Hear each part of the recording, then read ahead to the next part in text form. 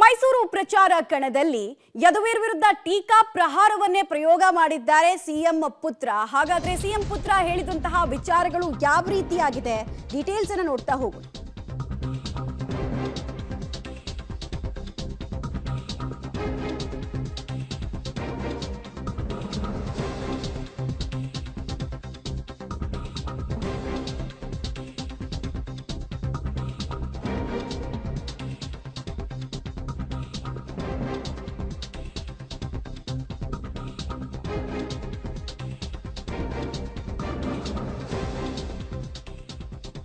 BJP ಅಭ್ಯರ್ಥಿ ಯದುವೀರ್ ವಿರುದ್ಧ Yathindra ಟೀಕೆಗಳ ಸುರಿಮಳೆಯನ್ನೇ ಗೈದಿದ್ದಾರೆ. BJP ಅಭ್ಯರ್ಥಿ ರಾಜ ಮನೆತನದವರು, ದಂತದ ಗೋಪುರದಲ್ಲಿ ಇದ್ದಂತವರು. ಅವರಿಗೆ ಯಾವತ್ತೂ ಜನರ ಮಧ್ಯೆ ಇದ್ದೇ ಗೊತ್ತಿಲ್ಲ.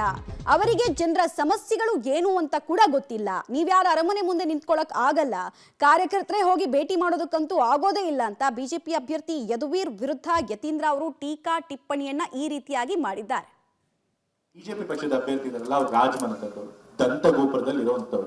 ಅವ್ರಿಗೆ ಯಾವತ್ತೂ ಕೂಡ ಜನರ ಮಧ್ಯೆ ಇದ್ದು ಗೊತ್ತಿಲ್ಲ, ಜನರ ಮಧ್ಯೆ ಓಡಾಡ ಗೊತ್ತಿಲ್ಲ, ಜನರ ಸಮಸ್ಯೆಗಳು ಗೊತ್ತಿಲ್ಲ. ನೀವು ಯಾರು ಕೂಡ ಅವ್ರು ಹೋಗಿ ಅರಮನೆ ಬಾಗಿಲಲ್ಲಿ ನಿಂತ್ಕೊಳಕ್ ಆಗೋದಿಲ್ಲ. ಅವ್ರ ಕಾರ್ಯಕರ್ತರೇ ಹೋಗಿ ಭೇಟಿ ಮಾಡಕ್ಕಾಗಲ್ಲ, ಜನಸಾಮಾನ್ಯರಲ್ಲಿ ಹೋಗಿ ಭೇಟಿ ಮಾಡಕ್ಕಾಗತ್ತೆ. ಹಾಗಾಗಿ ಯಾರು ಪಾಪ ನಿಮ್ ಸಮಸ್ಯೆಗಳನ್ನ ಹತ್ಕೊಂಡು ನಿಮಗೋಸ್ಕರ ಕೆಲಸ ಮಾಡ್ತಾರೆ ಅಂತ ಅಭ್ಯರ್ಥಿ ವೋಟ್ ಹಾಕ್ಬೇಕು. ಅದು ಎಂ ಲಕ್ಷ್ಮಣ್ ಅವರು, ಕಾಂಗ್ರೆಸ್ ಪಕ್ಷದ ಅಭ್ಯರ್ಥಿ. ಬಿಜೆಪಿ ಪಕ್ಷದ ಅಭ್ಯರ್ಥಿ ಇದಾರಲ್ಲ, ಅವ್ರು ರಾಜ ಮನೆತನದವರು, ದಂತ ಗೋಪುರದಲ್ಲಿ ಇರುವಂತವ್ರು. ಅವ್ರಿಗೆ ಯಾವತ್ತೂ ಕೂಡ ಜನರ ಮಧ್ಯೆ ಇದ್ದು ಗೊತ್ತಿಲ್ಲ, ಜನರ ಮಧ್ಯೆ ಓಡಾಡ ಗೊತ್ತಿಲ್ಲ, ಜನರ ಸಮಸ್ಯೆಗಳು ಗೊತ್ತಿಲ್ಲ. ನೀವು ಯಾರು ಕೂಡ ಅವ್ರು ಹೋಗಿ ಅರಮನೆ ಬಾಗಿಲಲ್ಲಿ ನಿಂತ್ಕೊಳಕ್ ಆಗೋದಿಲ್ಲ. ಅವ್ರ ಕಾರ್ಯಕರ್ತರೇ ಹೋಗಿ ಭೇಟಿ ಮಾಡಕ್ಕಾಗಲ್ಲ, ಜನಸಾಮಾನ್ಯರಲ್ಲಿ ಹೋಗಿ ಭೇಟಿ ಮಾಡಕ್ಕಾಗತ್ತೆ. ಹಾಗಾಗಿ ಯಾರು ಪಾಪ ನಿಮ್ ಸಮಸ್ಯೆಗಳನ್ನ ಹತ್ಕೊಂಡು ನಿಮಗೋಸ್ಕರ ಕೆಲಸ ಮಾಡ್ತಾರೆ ಅಂತ ಅಭ್ಯರ್ಥಿ ವೋಟ್ ಹಾಕ್ಬೇಕು. ಅದು ಎಂ ಲಕ್ಷ್ಮಣ್ ಅವರು, ಕಾಂಗ್ರೆಸ್ ಪಕ್ಷದ ಅಭ್ಯರ್ಥಿ.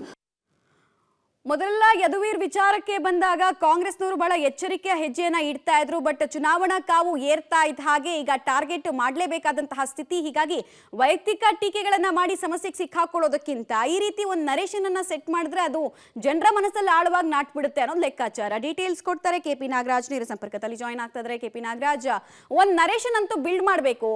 ಯಾಕೆ ಯದುವೀರನ್ನ ಗೆಲ್ಲಿಸಬಾರ್ದು ಅನ್ನೋದಕ್ಕೆ ಒಂದು ನರೇಶನ್ ಅನ್ನ ಸಾಮಾನ್ಯ ಜನರಲ್ಲಿ ನಾಟುವಂತೆ ಬಿಲ್ಡ್ ಮಾಡಬೇಕು. ಅದಕ್ಕೆ ಕಾಂಗ್ರೆಸ್ ಬಹುಶಃ ಈ ಮಾರ್ಗವನ್ನ ಆಯ್ಕೆ ಮಾಡಿಕೊಂಡ್ರ ಅನ್ನೋದು ಪ್ರಶ್ನೆ ಆಗುತ್ತೆ ಇಲ್ಲಿ.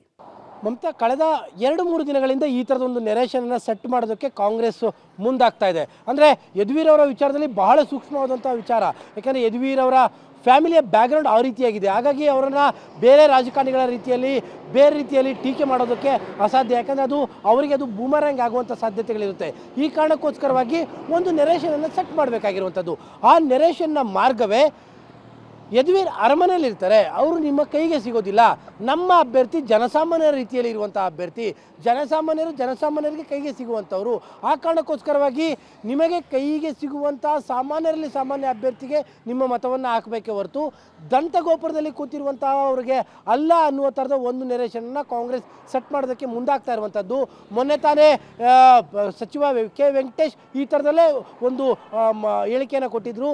ಈಗ ಮತ್ತೆ ಸಿಎಂ ಪುತ್ರ ಯತೀಂದ್ರ ಸಿದ್ದರಾಮಯ್ಯವರು ಕೂಡ ಅದೇ ನೆರೇಷನನ್ನು ಸೆಟ್ ಮಾಡ್ತಾ ಇದ್ದಾರೆ.